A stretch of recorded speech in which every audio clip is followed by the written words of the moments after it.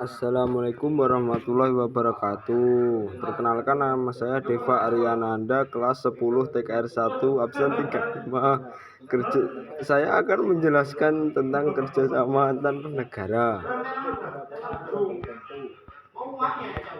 Jelaskan yang dimaksud dengan kerjasama antar negara. Hubungan kerjasama yang dilakukan oleh dua atau lebih negara merdeka berdaulat untuk mencapai tujuan tertentu. Kerjasama bilateral. Yang dimaksud kerjasama bilateral adalah hubungan antar dua negara dengan tujuan saling menguntungkan kedua belah pihak.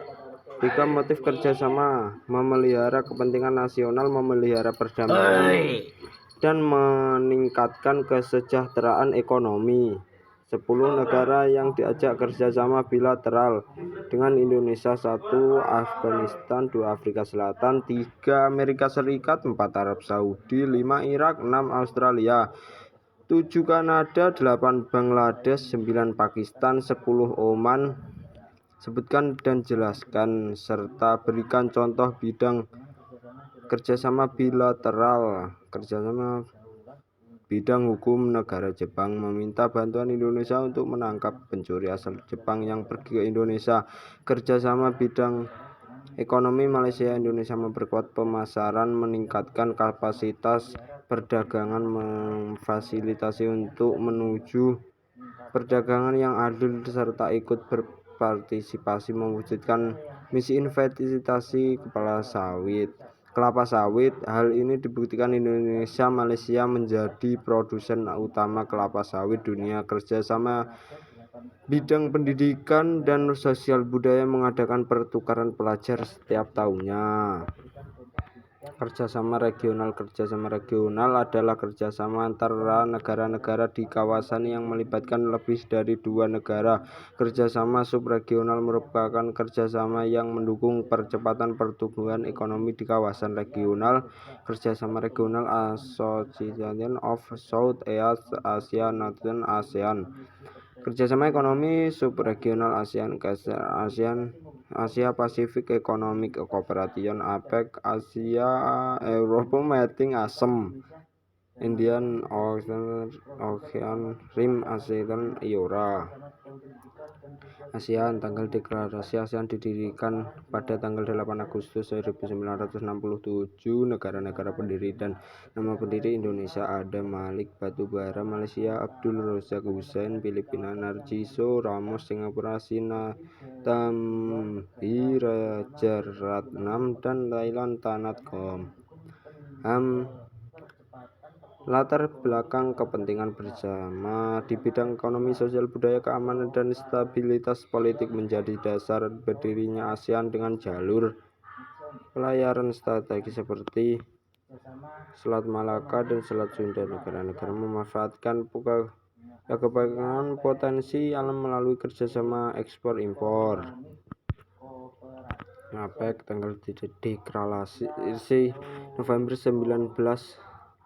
Latar belakang tiga isu besar APEC adalah perdagangan dan investasi, kebijakan ekonomi, dan isu sektoral dan ekotek ekonomi internasional. Pembahasan berbagai isu di APEC dilakukan melalui satu rangkaian pertemuan dalam setiap tahunnya di negara yang berbeda. Berdirinya APEC meningkatkan kerjasama ekonomi di antara negara-negara anggotanya. Jelaskan dan sebutkan prinsip kerjasama APEC. Connecting Ultraslim, yang berarti pelaksanaan keputusan dilakukan secara bersama-sama sesuai dengan kemampuan tiap ekonomi tanpa syarat resiprositas. Definitive Frame, yaitu bahwa setiap ekonomi maju diharapkan melakukan liberalisasi terlebih dahulu. Sebutkan negara anggota APEC: Australia, Brunei Darussalam, Kanada, Chile, China, Hong Kong, China, Indonesia, Jepang, South Korea, Malaysia, Meksiko, New Zealand, Filipina, Peru, PNG, Rusia, Singapura, China, Taipei, Thailand, The United States, and Vietnam. Jelaskan yang dimaksud kerjasama multilateral. Kerjasama multilateral adalah kerjasama yang diselenggarakan oleh bangsa-bangsa di dunia tanpa memandang wilayah untuk kepentingan tertentu. Dua perserikatan bangsa-bangsa internasional monetary, IMF, WTO, ILO, FAO, AFTA, ECOSOC, OKI, GNB. Perserikatan Bangsa-Bangsa, tanggal deklarasi 10 November 1948. Latar belakang berdirinya PBB. Berdiri setelah Perang Dunia II dengan tujuannya adalah untuk mencegah konflik dan peperangan serupa yang terjadi, pengganti Liga Bangsa-Bangsa atau LBB. Tujuan berdirinya PBB untuk memelihara perdamaian, mengembangkan kerjasama internasional, dan memajukan hak asasi manusia. PBB bekerja sama dengan 193 negara anggota untuk mencapai tujuan-tujuannya. Jelaskan dan sebutkan prinsip kerjasama PBB. Menyelesaikan perselisihan internasional secara damai, tidak menggunakan ancaman atau kekerasan, bertanggung jawab untuk menentukan adanya ancaman. Prinsip mengenai peraturan persenjataan, kerjasama di bidang pemeliharaan perdamaian dan keamanan internasional. World Trade Center Organization (WTC), tanggal deklarasi 19 April 1994. Latar belakang berdirinya WTO untuk menciptakan sebuah sistem perdagangan yang lebih terstruktur, transparan, dan adil bagi semua negara anggota. Tujuan berdirinya WTO membuat perdagangan antar negara menjadi semakin terbuka, memakmurkan masyarakat global, serta menyelesaikan masalah ekonomi internasional. Jelaskan dan sebutkan prinsip kerja WTO. Non-discrimination, mutual fair treatment, dan national treatment di bidang perpajakan dan peraturan dalam negeri. International Monetary Fund, tanggal deklarasi Juli 1944. Latar belakang berdirinya IMF. Pada awalnya dibentuk pada Juli tahun 1944, IMF didirikan pada konferensi Bretton Woods.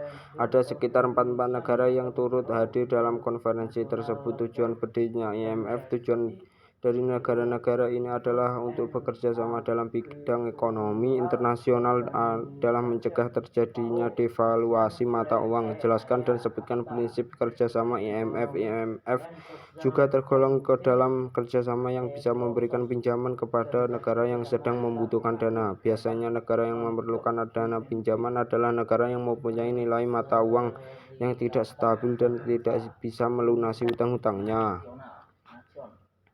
Organization of Islamic, tanggal deklarasi 25 September 1969. Latar belakang berdirinya OIC, keprihatinan negara-negara Islam atas berbagai masalah yang dihadapi umat Islam, khususnya setelah terjadinya pembakaran sebagian Masjid Suci Al-Aqsa pada tanggal 21 Agustus 1969. Tujuan berdirinya OIC untuk meningkatkan solidaritas Islam di antara negara anggota, mengkoordinasikan kerjasama antar negara anggota, mendukung perdamaian dan keamanan internasional, serta melindungi tempat-tempat suci Islam dan membantu perjuangan rakyat Palestina. Jelaskan dan sebutkan prinsip kerjasama OIC. Refleksi dinamika nasional sebagai negara dengan penduduk muslim terbanyak di dunia, OKI juga sangat mengedepankan prinsip hukum internasional, utamanya non-intervensi dan integrasi wilayah negara. Hal ini sejalan dengan posisi nasional Indonesia. Terima kasih. Wassalamualaikum warahmatullahi wabarakatuh.